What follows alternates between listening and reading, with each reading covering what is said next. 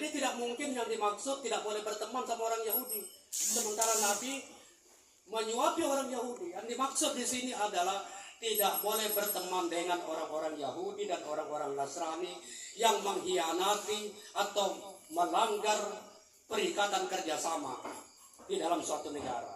Ini ada sebab turunnya ayat. Ayat ini turun berkenaan dengan sikap orang Yahudi ketika perang Badar. Tentara Makkah mengirim 1.300 orang tentara. Tetapi di Madinah, Nabi kesulitan mencari tentara. Hanya terkumpul 313 orang. Tidak ada satupun Yahudi yang bersedia berperang melawan Makkah. Tidak ada satupun penyembah berhala yang bersedia berperang melawan Makkah. Yang bersedia hanya orang Ansar dan orang Muhajirin dari kalangan Muslim. Itu pun 313 orang. Sampai-sampai ketika perang itu cuma ada 2 kuda. Dan ada 17 pemanah. Yang lainnya pakai senjata ala kadarnya. Tapi Allah menakdirkan di perang Badar tersebut umat Islam menang. Karena itulah ketika terjadi perang Uhud di tahun ketiga,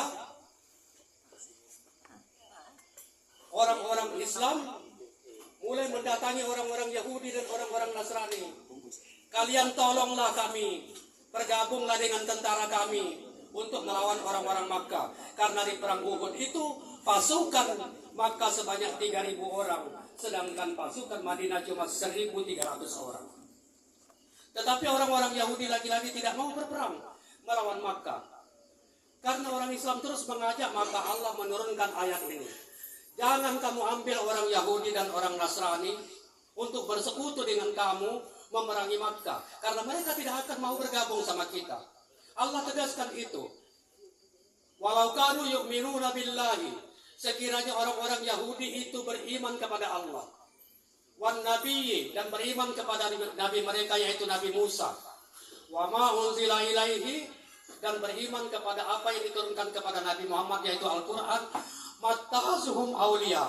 Niscaya mereka tidak akan mengambil orang-orang musyrikin itu sebagai sekutu-sekutu mereka.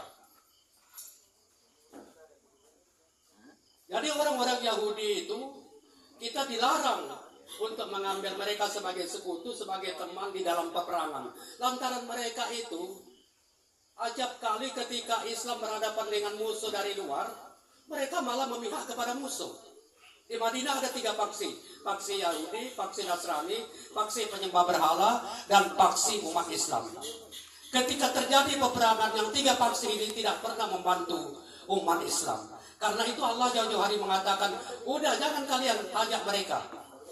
Jangan berteman dengan mereka.